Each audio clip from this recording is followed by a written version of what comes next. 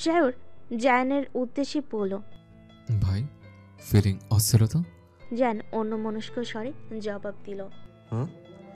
বলছি যে ভেতর অস্থির অস্থির লাগছে, তাই না? ভাবছি উফ, কবে যে রুমে যাবো, বউটাকে পাবো, তাই তো? জায়ান কিছু বলল না, তবে বাকিরা উচ্চ শব্দে হেসে উঠল। শায়র আচ্ছা দুষ্টু খালি খোঁজে জায়ানকে। জায়ানের বন্ধুমহল এটা খুব উপভোগ করে। শায়রও তাদের খুব ভালো বন্ধু হয়ে উঠেছে। তাশফিক বলল, ঠিকই বলেছো সায়র ব্রো। জায়ান আমাদের ভীষণ অস্থিরতা ফিল করছে। এই যে আমরা এত কথা বলছি, ও পারলে আমাদের সাথ থেকে ফিক্কা মারে। জায়ান ঠোঁট বাঁকিয়ে বলল, পারলে না, পারবো আমি। আর তোরা যেমনটা ভাবছিস তেমন মোটেই না, আমি মোটেও অস্থির না। জায়ানের মামাতো ভাই ঈশান বলল, ভাইয়া আমি সব বুঝি, সব। আমিও এমন করেছিলাম সেদিন। শায়র উৎসাহী কণ্ঠে বলল, কি করছিলে? আরে জায়ান ভাইয়ের মতো অস্থির হচ্ছিলাম আর কি। পারলে তো কবুল বলার পরেই ঠাস করে বউটা নিয়ে ঠুস করে বাসরে ঢুকে যেতাম, কিন্তু পারলাম না। আফসোস, তোমার জন্য কষ্ট হচ্ছে জায়ান ভাই। ঈশানের কথাই আরেক দফা হাসির বন্যা বলল। জায়ান বিরক্তির স্বরে বলল, অফ যা তো তোরা, আম ফাইন। তোরাই অস্থির হচ্ছিস বেশি। আবি দুঃখী দুঃখী স্বরে বলল, বন্ধুর বউটা আজ ছোট বোন বলে আমি কিছু বলতে পারি। আফসোস আমার। তাশফিক হেসে বলল, ভাই বোন ভুলে যা, শুধু মনে রাখ আজ জায়ানের বিয়ে, ব্যাস। ওদের কাজিনদের মধ্যে একটা ছেলে বলল, আচ্ছা ভাইয়া, তুমি হুট করে এভাবে বিয়ে করবে ভাবিনি। কেন, কি ভেবেছিলি ছোটরা সবাই বিয়ে করে নেবে আর আমি জায়ান বউ ছাড়া বুড়ো হব? তাশফিক বলল, কার কথা বলছিস জায়ান? কার আবার? এই যে আবির আমার চেয়ে মাস 6 ছোট, তারপর ঈশান, সেও বছর খানেকের ছোট। তারাও বিয়ে করে নিল অবিবাহিত আমিকে রেখে। শায়র মুখ বাঁকালো, রম্য কণ্ঠে বলল, করবে না? তুই কবে করবে? সে আসে ঝুননাকেল হবে নাকি? বললে আমিও করে নিতাম, কিন্তু আমার সেটা মিসিং এখনো। জান প্রত্যুত্তর করলো, ঝোনা নারিকেল? সিরিয়াসলি? এটা কি ইনডাইরেক্টলি তুই আমাকে বললি শায়র? শায়র মিথ্যা হাই তুলে বলল, কেন, কোনো সমস্যা? আর ওটা ইনডিরেক্টলি না, ডিরেক্টলি বলছে। তবে তুই কি? আমি শায়র মাহমুদ। বেশ ভাব নিয়ে বলল শায়র। তারপর বিজ্ঞানাই ভাব ধরে জানের উদ্দেশ্যে বলল, And for your kind information, you're the most senior person here. জান কিছু বলল না, বলেই এই শায়র খুঁচিয়ে তিলকে তাল বানাবে। আর ছোট ছোট ভাইদের সামনে পচানি খেতে তার একটু ভালো লাগবে না। ওদের আড্ডায় মাঝে হাজির হলো আরও সুবোধ বালিকার মতো। জায়ানের উদ্দেশ্যে বলল, তোমাকে বড় মামু ঘরে যেতে বলছে, বড় ভাইয়া, আর বাকিদেরও নিচে যেতে বলেছে, রাত বাড়ছে তাই। যেভাবে এসেছিল বলে সেভাবে চলে গেল। জায়ানের মন এবার খুশিতে বাকবাকুম হলো যেন। ফাইনালি মোহটাকে পাবে আর এসব শয়তানদের থেকে মুক্তি পাবে। উফ, আল্লাহ বাঁচাইছে তাকে। মনে মনে আব্বুকে ধন্যবাদ দিতে ভুলো না, যেহেতু ইরহাম খানে কথা বলেছে আরও, তাই আর কেউ দ্বিমত পোষণ করলো না। বিনা বাক্যে নেমে এলো ছাদ থেকে দোতলায়। নেমে ভিড় জমালো জায়ানের কক্ষের সামনে, যদিও সেখানে আগে থেকে ভিড় হয়ে আছে। একে একে দাঁড়িয়ে নেহা, ফিহা, আরু, অনু, জায়ানের মামাতো বোন নয়না, ঈশানের বউ রাইসা, মোহনার মামাতো বোন শেহা, মিলি খালাতো বোন রিমি। এত বড় রমণীদের বাহিনী দেখে জায়ানসহ বাকি সবাই তবদা মেরে গেল ওদের দেখতেই। আরু বলল, ঘরে প্রবেশ করতে হলে 15,000 দিতে হবে। জায়ানের মুখে বিরক্তির রেশ, যা একটু খুশি হয়েছিল বউটা পাবে বলে। এখানে এসে দেখে বউ তো আর ডাকাত বাহিনীর দখলে। আচ্ছা, মুশকিল হলো তো। তাশফিক বলল, এত টাকা বিয়েতে না দুইবার নিলে? অনু হাত ভাঁজ করে বলল, হ্যাঁ নিয়েছি, আবার নিব। আপনার কোনো সমস্যা? টাকা কি আপনি দিচ্ছেন? অনুর পরপর করা প্রশ্নগুলোই তাশফিক থতমত খেয়ে গেল। কি রুট গলা তার! কোমল অনুটা কই? বিয়ে বাড়িতে হারিয়ে গেল নাকি? তাশফিকের গলা স্বর এবার মিইয়ে গেল। অনুর উদ্দেশ্যে মিনমিন করে বলল, নাও সমস্যা নেই, জায়ান দেবে। তারপর জায়ানের দিকে ফিরে বলে, এই জায়ান দেয়, অল্প কটা টাকাই তো, সবাই চাইছে দিয়ে দেয়। জায়ান এদিক অবাক। এই না তার হয়ে কথা বলছিল। তাশফিকের সুর পাল্টে গেল কেন হঠাৎ? আর এত টাকা মিনিটের মাথায় অল্প কিভাবে হয়? স্যার এগিয়ে এসে বলল, বলি হলো নাকি, দিয়ে দেয়, আমরা দেবো না। আরও তৎক্ষণিক বলল, তাহলে রুমে ঢুকতে দেয়া হবে না। মোহনা আজ আমাদের কাছেই থাকবে তবে। সায়র সাথে সাথেই বলল, না দিলে না দাও, জায়ান আমাদের সাথে থাকবে আজ। কিরে, থাকবে না জায়ান? জান আজ ক্ষণে ক্ষণে অবাক হচ্ছে বন্ধুগুলোর মির্জাফরগিরি দেখে। তাদের সাথে থাকবে মানে সে কি বিয়ে করেছে বউ ফেলে বন্ধুর সাথে থাকার জন্য নাকি? বউ না পেলে, তার সাথে থাকতে না পেলে আর বিয়ে করে লাভ কি? জান গম্ভীর স্বরে বলল, তোদের সাথে থাকবো কেন? বিয়ে কি তোদের করেছি নাকি? তোরা আমার বউ লাগিস? জানের কথায় মেয়ে বাহিনী ফিক করে হেসে দিল। নেহা জানের পাশ থেকে আবিরকে টেনে এনে বলল, আপনি আমার সাইডে। তারপর জানের পেছনে বাকিদের দিকে তাকিয়ে বলল, ভাগ যাদের যাদের চাই চলে এসো আমাদের গ্রুপে, সবাইকে ওয়েলকাম। নেহার বলতে দেরি, বাকিদের আসতেও দেরি হলো না। সাথে সাথে ঈশান, মিলি, শেয়ার ভাই, মুইন আর রিমির ভাই সাফি আর রিপন চলে এলো। আর জানের পক্ষে থাকলো শুধু তাশফিক আর সায়র। আবিরকে তো সেই কবেই নেহা দলে টেনে নিয়েছে। সায়র সবার দিকে তাকিয়ে বলল, সব তো দেখি মির্জাফরের নানান ঘরের নাতিন, টাকার লোভে সব চলে গেল। দেখছিস জায়ান, একমাত্র আমি আর আমার মেয়ে তো সাচে দোস্ত, আবিরটা পুরো ভেজাল। জান নেহার উদ্দেশ্যে বলল, নেহা, তোদের গ্রুপে সবাই ওয়েলকাম, তাই তো? সবাইকে ওয়েলকাম, তুই বাদে। তা তুই আর তোর জামাই ওয়েলকাম তো? আবির বলল, মানে? এই তোরা না মোহর বড় ভাই আর বড় বোন লাগিস, লজ্জা লাগে না তোদের বাসরের দরজা আটকে টাকা চাস? নেহা দাঁত বের করে হেসে বলল। একটুও লাগে না ভাইয়া। জায়ান হতাশ হলো। আবিরের উদ্দেশ্যে বলল, বানিয়ে ফেললি তো আমার বোনটাকে তোর মতো। আমার মতো মানে? এখন ছোট ভাই বোনদের সামনে এক্সপ্লেইন করব? বাড়ির জামাই হই, সম্মান দে, সাথে তোর বউয়ের বড় ভাইও। একটু আগে তো বন্ধু ছিলি, এখন জামাই, বড় ভাই কিভাবে হলি? আবির দাঁতে দাঁত চেপে বলল। সারা লাগতো না তোর টাকা। বলেই হাঁটা ধরল। তারপর আবার পিছু ঘুরে নেহার হাত ধরে টেনে নিয়ে যেতে যেতে বলল, চলো বউ, আমার সম্মান যেখানে নেই সেখানে আমি থাকবো না। আমার বউ হয়ে তুমিও থাকবে না।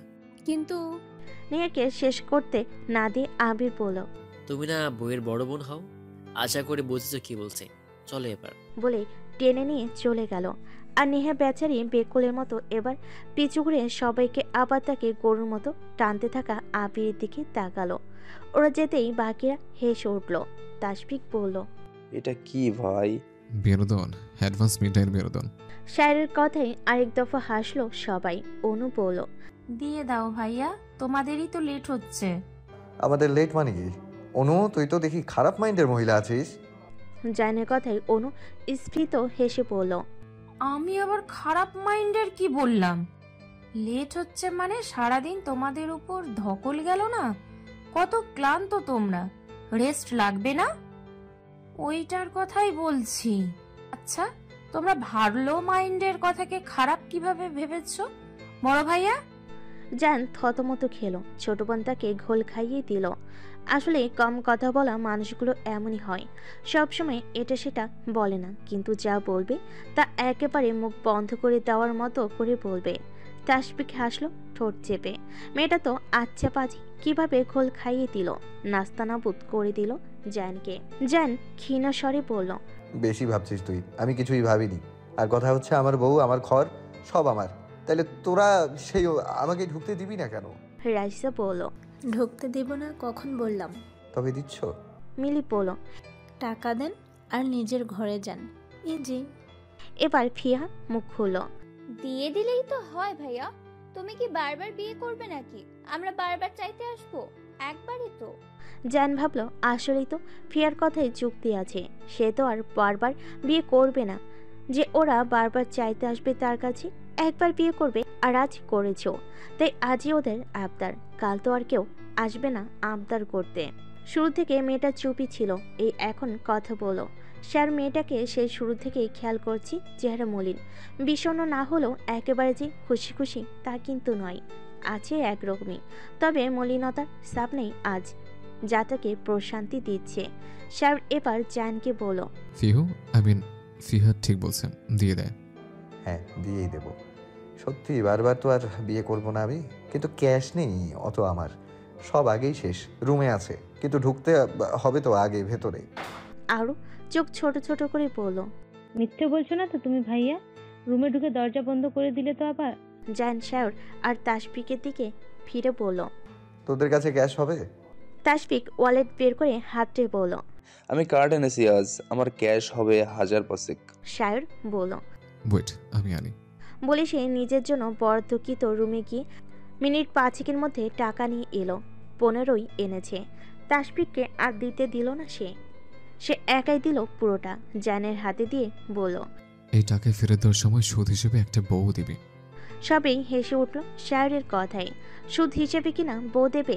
জায়ান পদে উত্তরে বলল, ওটা নিজের যোগ্যতায় জোটা। বলেই টাকাটা অনুর হাতে দিয়ে দিল। ওরা টাকা পেয়ে সেই খুশি। রাইসাকে দিল অনু, সেই সবার বড় এখানে। সে গুনে দেখলো, ঠিক আছে, 15ই দিয়েছে। শায়র ওদের টাকা গুনতে দেখে থমথমে কণ্ঠে বলল, 15 দিয়েছে। শায়র বাচাল হতে পারে, তবে জনসম্মুখে বাটপারি করবে না। জায়ান বলল, হ্যাঁ, শায়র বাচাল হতে পারে, তবে জনসম্মুখে বাটপারি করবে না, ওটা লুকিয়ে লুকিয়ে করবে। শায়র জায়ানের পিঠে জোরে কিল মেরে বলল, শালা কাজের বেলায় কাজ ফুরালে সুজে না? আরও ফিক করে হেসে দিয়ে বলল, ওটা সুজি না, পাজি হবে ভাইয়া। জানি, তবে নিজেকে পাজি বলা হচ্ছে সুজে বলা ভালো। ঈশান বলল, কিন্তু আগে যে বাচাল বললে ওটা ভালো। ওটা হালকার উপর ঝাপসা ভালো। জায়ান এবার সবাইকে থামিয়ে দিয়ে বলল, কথা বেশি হয়ে যাচ্ছে। We all are tired, so সবারই রেস্ট দরকার। রাইসা সবাইকে দরজার কাছ থেকে সরে যেতে বলল। তারপর জায়ানের উদ্দেশ্যে বলল, you are too much clever ভাইয়া। যান, ভালো করে রেস্ট নিন, কেমন? শেষের কথাগুলো বেশ টেনে টেনে বলল রাইসা। সবাই হো হো করে হাসলো। জায়ান থমথমে মুখে সবাইকে পাশ কাটিয়ে রুমে দরজা খুলে ভেতরে ঢুকে ঠাস করে দরজা বন্ধ করে দিল। শায়র চেঁচিয়ে বলল, কন্ট্রোল দোস্ত, আস্তে ধীরে, এত তাড়াহুড়ো ভালো না। জায়ান ভেতর থেকে চেঁচিয়ে বলল, কাল দেখে নেব তোকে। আজই নে না, কি করবো বল। জায়ান সাড়া দিল না এবার। ওরা আবারও হাসলো সবাই। এরপর একে একে চলে গেল নিজ রুমে। আসলেও আজ ভীষণ বিনোদন পেয়েছে তারা, যাকে বলে অ্যাডভান্স মিডনাইট বিনোদন। জায়ান রুমে ঢুকে পুরোটা রুম খালি পায়। মোহনার ছায়াও নাই রুম জুড়ে। পুরো রুমে রজনীগন্ধা ফুলের সুগন্ধে মোমো করছে। এই ঘ্রাণটা জায়ানের ভীষণ পছন্দের, তাই বন্ধুরা এই ফুল দিয়েই বাসর সাজিয়েছে। কিন্তু সেটা বড় কথা নয়। বড় কথা হলো তার বউ, তার মোহ কোথায়? বিয়ে করে কি বউ ছাড়া বাসর করবে নাকি সে? মনে কি লুকিয়ে আছে, কিন্তু সে কেন লুকাবে? নাকি নেহারা সবে মিলে লুকিয়ে রেখেছে মোহনাকে? ভাই বোনেরা কি টাকা নেওয়ার পরও বাটপারি করলো তার সাথে? এসব ভাবতে ভাবতে জায়ান পুরো কক্ষে আবারও চোখ বুলালো। রুমের লাইট অফ, মোমবাতি জ্বলছে রং বেরঙের। মিটমিটে আলোয় রুমটা বেশ সুন্দর লাগছে। কি সুন্দর মোহনীয় পরিবেশ। এমন মোহনীয় পরিবেশে তার মোহটা কোথায়? ওয়াশরুমে দরজাও বাইরে থেকে বন্ধ, তবে কি বারান্দায়? জায়ান ছুটল বারান্দায়। দরজা ভিজিয়ে রাখা। হালকা ধাক্কা দিয়ে খুলল জায়ান। বারান্দার প্রবেশের পরপরই তার পা যেন আটকে গেল। সে কদম বাড়াতে ভুলে গেল চোখের পলক ফেলতে। শ্বাসটা বোধহয় আটকে গেল। যার নির্নিমেষ চেয়ে রইল বারান্দায় দ্বন্দ্বয়মান এক রমণী অবয়ের দিকে, তার ব্যক্তিগত রমণীর দিকে। ভরা পূর্ণিমার চাঁদের আলোয় কি মোহনীয় লাগছে তার মোহকে। চাঁদ যেন আজ তার নিজস্ব চাঁদকে আলোকিত করেছে। হালকা মিষ্টি রঙা শাড়ি পরনে মোহনার। আগের সাজ পোশাক কিছুই নেই। ভেজা চুল পিঠময় ছড়িয়ে আছে। কোমরের খানিক নিচের চুলগুলো থেকে টপ টপ করে পানি পড়ছে। বারান্দার মেঝেতে পিঠের কাছে ব্লাউজটা ভিজে গিয়েছে, সেই সাথে ভিজেছে কোমরের দিকে শাড়ি। একদম ভিজে লেপটে গেছে তার মোহ মায়ের শরীরের সাথে। মোহনার এহেন সর্বনাশা রূপ দেখে জায়ান ঢোক গেল পরপর। সাথে গলার অ্যাডামস অ্যাপেলটা ঢোক গেলার দরুন ওঠানামা করল। জায়ানের গলা শুকিয়ে যেন চৌচিয়ে। জায়ান বাহাতে বারান্দার দরজাটা আরেকটু ঠেসে দেওয়ালের দিকে চেপে দিল। শব্দ হয় ভাবুক মোহনা তার ডানে ঘুরল। দৃষ্টি পড়ল জায়ানের আবেশিত নয়নে। এক দৃষ্টিতে চেয়ে আছে তার পানে। মোহনার বুকটা ধক করে উঠল। জায়ানের অমন ঘোর লাগা দৃষ্টি এলোমেলো করে দিল মোহনাকেও, বাড়িয়ে দিল হৃদস্পন্দনও। জায়ানের সান্নিধ্য মোহনার নরবরে সত্তা হয়ে পড়ল আরও নরবরে। সেটা দাঁড়ালো রেলিংয়ের ওপর। জায়ানের ওই থমকে দৃষ্টিতে আর তাকিয়ে থাকতে না পেরে তড়িৎ চোখ সরিয়ে নিল। সাথে সাথে মনে পড়ল একটু আগে দরজার বাইরে ওদের কথোপকথনগুলো। ওদের আওয়াজ তখন দরজা ডিঙ্গিয়ে ভেতর প্রবেশ করছিল। সব কথা জানকে সবার খোঁচানো হাসি ঠাট্টা করা সব কানে এসেছে মোহনার। সাথে লাজুক মোহনা আরও লজ্জা পেয়ে সেটে যায় বিছানার সাথে। কিছু কথোপকথন শুনে তার বসে থাকা দায় হয়, তাই ছুটে আসে বারান্দায়। সেই থেকে সে বারান্দায়। জায়ানের বারান্দায় খুব একটা আশা হয়নি তার, যেটুকু দেখেছে তার বারান্দা থেকে। যদিও তেমন ফুল গাছ বা টব নেই, যা আছে তা বেশ ছোট, এখনো কুড়ি এসেছে সবে, ফুল ফুটতে ঢের সময় বাকি। কিছু লতানো গাছ আছে, সাথে বারান্দার এক পাশে আছে বিশাল একটা কাউচ। এটা নিচু হয়, তার বারান্দা থেকে দেখা যায়নি। এসব ঘুরে ঘুরে দেখার পর রেলিংয়ে হাত থেকে দাঁড়ায় মোহনা, দৃষ্টি রাখে চারিদিকে জ্যোৎস্নাচ্ছন্ন ওই শশীর দিকে। ভাবতে থাকে এই কয়েকটা মাসে তার জীবনে ঘটে যাওয়া তার পরিবর্তনগুলো নিয়ে। সে কি ছিল আর আজ সে কি হলো? কারোর অর্ধাঙ্গিনী হলো, আছে তিন কবুল বলে সারা জীবন পাশে থাকার অঙ্গীকার নিল। হাতে হাত রেখে পায়ে পা মিলিয়ে চলার শপথ নিল। কারোর এক জনমের ভালোবাসা হলো, সেই সাথে নিজেও মন প্রাণ উজাড় করে ভালোবাসলো।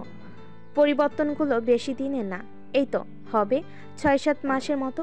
জায়ান ভাইয়ের আগমনের পর থেকে, তার জীবনে খুব বিশেষ কেউ হয়ে ওঠার পর থেকে, তাকে কারোর একান্ত মোহ বানানোর পর থেকে।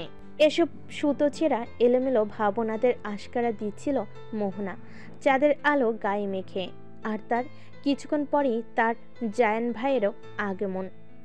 জায়ান এগুলো 2 কদম, তখনও মোহনার সাথে তার এক হাতের বেশি দূরত্ব। মোহনা চোখ তুলল না, তবে মেঝেতে থাকা জায়ানের দুটো পায়ের এগিয়ে চলা ঠিকই দেখল। জায়ান আরও নিগড় দৃষ্টি নিক্ষেপ করল মোহনার ওই মায়া মায়া মুখশ্রীতে। কীর্তিমতার লেশমাত্র নেই, কি স্নিগ্ধ মুখশ্রী। জায়ান দেখল তাড়িয়ে তাড়িয়ে, আর দেখতেই থাকলো, আর বাড়াতে থাকলো লাজুক মোহনার লাজুকতা। সে মিয়ে রইল লাজুক লতার ন্যায়। জায়ান আরও 2 কদম এগোলো, দাঁড়ালো মোহনার মুখোমুখি, একটু ঝুঁকলো মোহনার দিকে। মোহনা আরও গুটিয়ে গেল, আরও ঠেসে চেপে গেল রেলিংয়ের ওপর। জায়ান হাসলো, হেসে আরেকটু এগোলো, শরীর প্রায় ছুঁই ছুঁই তাদের, কিন্তু ছুলো না একে অপরকে একটু।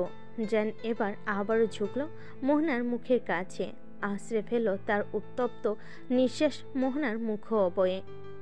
মোহনা চোখ বন্ধ করে নিল, সাথে সাথে আরেকটু চেপে যেতে চাইল, কিন্তু পারল না। পারবে কিভাবে? জায়গা যে নেই অবশিষ্ট। জায়ান কণ্ঠ খাদে নামিয়ে আওড়ালো, পালাতে চাইছিস আমার থেকে? উত্তর মিলল না মোহনার থেকে, বরং আরও জোরে চেপে চোখ জোড়া বন্ধ করে রাখলো সে। জায়ান হাসলো তার বোকাটার কাজে, 2 হাত ঠেকলো মোহনার দুপাশে রেলিংয়ের ওপর, নিজের মুখ মোহনার কানের কাছে নিয়ে গিয়ে ফিসফিসিয়ে বলল, পারবি পালাতে? তোর গন্তব্য যে এই আমিরেই সীমাবদ্ধ? জায়ানের কাছে আসা তার উত্তপ্ত গরম নিঃশ্বাস, এমন কণ্ঠ, সেই সাথে এমন ফিসফিসিয়ে বলা কথা, সব মোহনাকে কাবু করে ফেলেছে। সে নিয়ন্ত্রণ হারাচ্ছে নিজের উপর থেকে, সেই সাথে হু হু করে বাড়ছে অনুভূতির রেশ। না আগলাতে পারছে, আর না পারছে দূরে সরতে। এক অজানা অস্বস্তিময় সুখে ভাসছে সে, বড্ড অপরিচিত তা, কিন্তু মনে হচ্ছে তা বহুল আকাঙ্ক্ষিত। মোহনা আর সইতে পারছে না ঘাড়ের কাছে পড়া জায়ানের উত্তপ্ত নিঃশ্বাস, তাই ঘাড় কাত করে গালে ঠেকালো কাঁধের সাথে। কিন্তু এই অস্বস্তি কমাতে গিয়ে নিজের অজান্তেই আরও বাড়িয়ে দিল সে। জায়ানের শুষ্ক রুক্ষ পোষালি ঠোঁট ছিল তার ডান কাঁধে, কারণ জায়ানও যে ঝুঁকেছিল তখন তার পানে।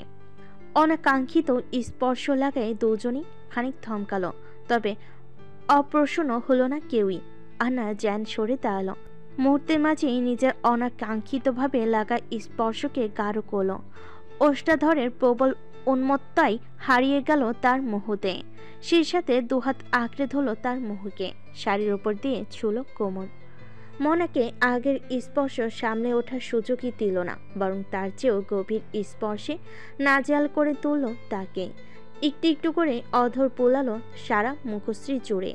মোহনার পেল কপালদ্বয়, নাক, চোখ, ঠোঁট জোড়া কোনো কিছুই বাদ পড়ল না জায়ানের ওষ্ঠের আক্রমণ থেকে। হালকা করে মোহনার কোমল ওষ্ঠে নিজের পুরো রুক্ষ ওষ্ঠ ছোঁয়ালো। বড়ই ক্ষীণ কিন্তু আবেগ মাখা সেই স্পর্শ। সর্বশেষ ঠোঁট চেপে ধরল মোহনার কপালে, আর চেপেই রইল। সবচেয়ে গাঢ় ভেজা স্পর্শটা সেখানে দিয়ে আওড়ালো। মায়া বাড়ালাম মোহ, এখানটায় ভেজা স্পর্শ দিলে মায়া বাড়ে, ভীষণ বাড়ে। এক জনমের জন্য এক মোহের মায়ায় নিজেকে জড়িয়ে নেওয়া যায়। আমিও তাই আজ প্রথমবারের মতো জড়িয়ে নিলাম নিজেকে। এই মায়া মৃত্যু থাক আমার সাথে। হ্যাঁ, আজ প্রথম জায়ান মোহনার ললাটে ভেজা স্পর্শ দিল। এর আগে কখনো দেয়নি সে। ওই যে মায়া, এখানে স্পর্শ দিলে নাকি মায়া বাড়ে। জায়ান মায়া বাড়ায়নি আগে, হালাল রূপে পাওয়ার অপেক্ষায় ছিল। আজ পেল অবশেষে নিজের করে হালাল রূপে। তাই মায়াময় স্পর্শটা আজই দিল, তুলে রেখেছিল সে আজকের জন্য। জায়ান মোহনার মুখটা পুড়ে নিল নিজের দুহাতের আজলাই। কোমরের হাতের বাঁধন দৃঢ় করল। উচ্চতা মেলাতে সমস্যা হওয়ায় জায়ান একটু উপর করে ধরল তাকে। মোহনা জায়ানের উপর ভার ছেড়ে দিল নিজেকে জায়ানের সহিত সঁপে দিয়ে চোখ তুলে তাকালো ঠিক জায়ানের ওই গভীর চোখের মণি জোড়ায়, যেই চোখে মোহনা আস্ত একটা সায়র দেখেছে, ভালোবাসার সায়র, যার প্রতিটি জলরাশি মোহনার নামে। মোহনা ওই চোখের পানে দৃষ্টি দিল, যেই চোখে সে আস্ত এক আকাশ দেখছে, যার প্রতিটি মেঘের খামে মোহনার নামে ভালোবাসাময় চিঠি আছে। ওই চোখেই হারালো মোহনা, নিজের সত্তা উজাড় করে দিল, যেন আগলে নিল, খুব করে যত্নের সাথে আগলে নিল। মোহ, ভালোবাসি। মোহনা আবারও খেই হারালো, লজ্জায় নত করলো তার সুনয়না, কিন্তু পারল কি নজর লোকাতে। আচমকা তাকে ছেড়ে দিল জায়ান। এতক্ষণ জায়ানের উপর নিজের ভার ছেড়ে দিয়ে রাখা মোহনা থতমত খেল। ব্যালেন্স ঠিক রাখতে নিজেই মুঠো করে ধরল জায়ানের কাঁধে কিছু পাঞ্জাবি। দুই পায়ে বৃদ্ধা আঙ্গুলে ভর দিয়ে দাঁড়ালো, বোকা বোকা ভীত সন্ত্রস্ত নয়নে তাকালো জায়ানের পানে, চোখে আকুলতা। জায়ানের হুট করে মনে পড়ল বিয়ের সময় মোহনার বলা কথাটা, আমার বাবার পর আমি যার কাছে সবচেয়ে নিরাপদ অনুভব করি, তার ছায়া দেখতে পাচ্ছি। জায়ানের মনে হলো হ্যাঁ সত্যি তো, তাকে ভীষণ ভরসা করে মোহনা, এতটাই যে তার ভরটাও এখন নিশ্চিন্তে ছেড়ে দিয়েছিল তার উপর। কিন্তু সে ছেড়ে দিল, তারপর মোহনা তাকে আঁকড়ে ধরলো। মোহ, তোকে যে ছেড়ে দিলাম মাত্র, তারপরেও আমাকে আঁকড়ে ধরলি যে? কারণ আমার গন্তব্য আপনাতেই সীমাবদ্ধ, যে আপনিই তো বললেন। তাই যাই করুন না কেন আমি ছাড়ছি না আপনাকে, আপনি ছাড়তে চাইলেও না। জান ঠোঁট প্রসারিত করলো, আবারও আগলে নিল তার মোহকে, আবেগ ঢেলে পড়ল। আমি চাইবো না, চাইলে যেন সেটা আমার বলা শেষ বাক্য হয়। শেষ কাব্য মানে? ওই দিনই যেন আমার শেষ দিন হয়। মোহনার বুকটা হুট করে মোচড় দিয়ে উঠল, সাথে সাথে জায়ানের মুখে হাত চেপে ধরল, মাথা নেড়ে ইশারায় না বোঝালো। জায়ান হেসে ঠোঁট চেপে ধরল মোহনার হাতের তালুতে চুমু দিল। মোহনা ছিটকে হাত সরিয়ে নিল, বিড়বিড়িয়ে বলল অসভ্য। আবারও আক্রমণ করলো লজ্জারা। জায়ান হাসলো ওর কথাই। এই পর্যায়ে লজ্জাদের আরও বাড়িয়ে দিতে জায়ান হুট করেই কোলে তুলে নিল তাকে। প্রথমে মোহনা ভীষণভাবে হক চকালেও পরক্ষণে জায়ানের গলা জড়িয়ে ধরল। এতে ক্ষান্ত হলো না, বরং নিজেকে লজ্জার চাদরে গুটিয়ে নিল। জায়ান তার কানের কাছে ফিসফিসিয়ে বলল, আজ ফাইনালি আমার অসভ্যতামি করার সময় এসেছে। এতদিন খালি না করেই ট্যাগটাই পেলাম, আজ সেই ট্যাগের সার্থকতা প্রমাণ দিব। মোহনা থুতনি ঠেকালো বুকের কাছে। জায়ান তাকে রুমে এনে বিছানায় বসিয়ে দিল, কাঁধ ধরে শুয়ে দিল, তারপর ঝুঁকলো তার দিকে। মোহনা সাথে সাথে আবারও চোখ বুজে নিল। এভাবে খানিক সময় গড়ালো, তবুও কিছু টের পেল না সে, না জায়ানকে অনুভব করলো আর না তার স্পর্শকে। এবার মোহনা চোখ খুলল, কিন্তু খুলে দেখলো জায়ান তার দিকে তাকে মিটমিট করে হাসছে, আর মোটো আগে নেই ঝুঁকে নেই তার দিকে। খানিক দূরত্ব নিয়ে খাটের কানিসে বসেছে, হাতে ফোন। মোহনা উঠে বসলো। কি হয়েছে, উঠলি যে? আপনি এখানে কেন? আমি তো এখানেই ছিলাম। তখন যে বলতে বলতে থেমে গেল মোহনা। জায়ান শুধালো, তখন কি? মোহনা আমতা আমতা সুর করে দিল। জায়ান দুষ্টু হেসে চোখ টিপে দিয়ে বলল, কি ভেবেছিলি রে মোহ? দেখ, আমি তো ফোন নিচ্ছিলাম। মোহনা হুট করে ভীষণ লজ্জা পেল আর ভাবনায়। ইস, সে কি ভেবে বসেছিল? জান ভাই তো ফোন নিচ্ছিল আর সে কিনা ছি। মোহনা মেকি হেসে বলল, কিছু ভাবিনি তো। আচ্ছা, তবে শুয়ে পড়। মোহনা তৎক্ষণাৎ বলে উঠল, শুয়ে পড়বো মানে? কেন ঘুমোবি না? বাসর করবি নাকি? মোহনা চোখ বড় বড় করে তাকায়। ইস, কি থেকে কি বলে ফেলো। আর জান ভাইও কম না, নিজে যেন কত সাধু। জান ঠোঁট টিপে দুষ্টু হাসলো, তারপর চোখ দুটো বড় বড় করে মোহনার দিকে আঙ্গুল তাক করে বলল, এই, তুই কি আমাকে নিয়ে উল্টাপাল্টা কিছু ভাবছিস? দুষ্টু দুষ্টু ভাবনা, তাই তো? ওরে, তুই তো আমার ইজ্জত নিয়ে টানাটানি শুরু করে দিলি বোধ হয়। মোহনা জায়ানের এমন রিয়াকশনে ভরকে গেল।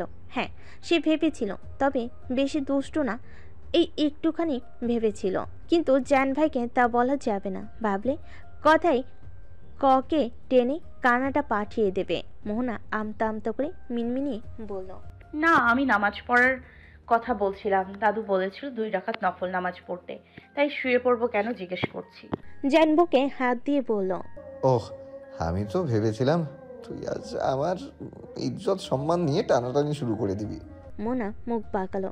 জায়ানের ভাব এমন যে সে অসহায় নারী, আর মোহনা ভরা আসরে তার সম্মান নিয়ে টানাটানি করছে। জায়ান উঠে গিয়ে দুটো জায়নামাজ আনলো, মোহনাকে বলল, উজু করেছিস? মোহনা হ্যাঁ বোধক মাথা নাড়ল। ওয়েট, আমি করে আসি। বলে জায়নামাজ দুটো মোহনার কাছে দিয়ে ওয়াশরুমে ছুটল। মিনিট 2 পর বেরোলো। মোহনা ততক্ষণে বসে পড়েছে। জায়ানের জন্য তার একটু সামনে জায়নামাজ বিছিয়েছে, যেন গিয়ে বসলো।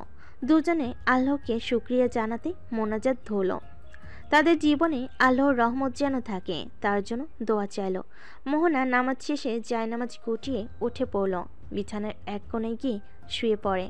জায়ান তখনও নামাজ পড়ছে। সে মোহনার চেয়ে 2 রাকাত বেশি পড়েছে। নামাজ শেষ করে জায়নামাজ রেখে এসে দেখলো মোহনা শুয়ে পড়েছে। যা বুঝলো আজ ফাজলামও সে বেশি করে ফেলেছে, তাই তো মোহ তার আগে আগে শুয়ে পড়েছে, তাও গলা অবধি চাদর টেনে ওপাশে ফিরে। জায়ান পাঞ্জাবি খুলে চট জলদি উঠে পড়ল বিছানায়। সে সবসময় উদাম হয়েই ঘুমায়, শীতকাল হলেও পারে না সে গায়ে কিছু পরে শুতে। অস্বস্তি হয় ভীষণ, তাই আজও ব্যতিক্রম হলো না সে নিজের অভ্যাসে। সাথে সাথে ঢুকে পড়ল মোহনার চাদরের নিচে, বলিষ্ঠ হাত বাড়িয়ে ছুঁয়ে দিল মোহনাকে। হাতটা শক্ত করে রাখলো মোহনার উন্মুক্ত পেটের উপর। সাথে সাথেই কেঁপে উঠল মোহনা। সে কাঁপন জায়ানও টের পেল, আরও সদৃঢ় করলো হাতের চাপ। এলোমেলোভাবে ছুঁয়ে দিল এদিক সেদিক, বিচন চালালো অনবরত।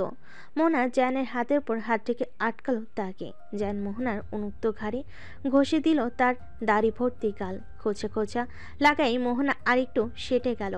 জায়ান মোহনার কানে কানে বলল, আই নিড ইউ রাইট নাও।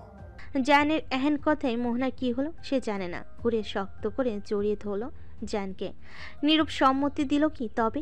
জায়ান তাই ধরে নিল। হালকা হেসে মাথা তুলল, চোখ রাখলো মোহনার চোখে। মোহনা আবারও চোখ বুজে নিল লজ্জায়। জায়ান বন্ধ চোখের পাতায় ঠোঁট চেপে ধরল।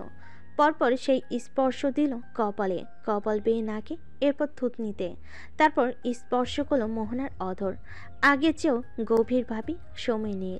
এলোমেলো মোহনাকে আরও এলোমেলো করে দিল। মোহনা ছটফটিয়ে উঠল, মোটো করে ধরল জায়ানের চুল, আঁকড়ে ধরল জায়ানের ঘাড়। এতে জায়ানারও নিবিড় করল অধরের ছোঁয়া। মোহনার এবার শ্বাস নিতে কষ্ট হলো। সে খামচে ধরল জায়ানের বাহু।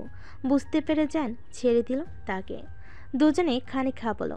মোহনা মুখ হাঁ করে শ্বাস টানল, এতে বুক ওঠানামা করলো তার। জায়ান তা দেখে আরও উন্মত্ত হলো। আঁচল সরিয়ে সেধাই অধর ছোঁয়ালো। খানিক সময় পর জায়ান মুখ তুলে তাকালো, দেখলো মোহনা চোখ মুখ খিচিয়ে বন্ধ করে আছে। জায়ান ভেজা নরম স্পর্শ সিক্ত করলো মোহনাতে। এরপর মুখ গুজে দিল গলায়, ছোট ছোট ভেজা স্পর্শ দিল সেখানেও। পরপর উন্মত্তা বাড়ল। দাঁতের ঘর্ষণে বেসামাল করলো মোহনাকে। মোহনা দাঁতে দাঁত চাপল, সহ্য করে নিল সুখময় ব্যথা। মোহনার ঘাড়েও সেই প্রবল উন্মত্তা আশ্রে পড়ল। মোহনা খেয়ে হারালো বারংবার। আবারও গলা ছেড়ে আঁকড়ে ধরল অধর, বিড়বিড়ি বলল, প্লিজ রেসপন্স উইথ মি। বলে আবারও মত্ত হলো নিজ কাজে। মোহনা বাধা দিল না, একটুও দিল না, বরং সঁপে দিল নিজের সব কয়টাকে জায়ানের কাছে। জায়ান যেন আগের চেয়েও আরও হিংস্র হলো, যত্রতত্র কামড় বসালো। মোনা গুঙ্গিয়ে উঠল অস্পষ্ট স্বরে। জায়ান একটু থিতু হলো, এবার আবারও নরম ছোঁয়ায় ভরিয়ে তুলল মুহুকে।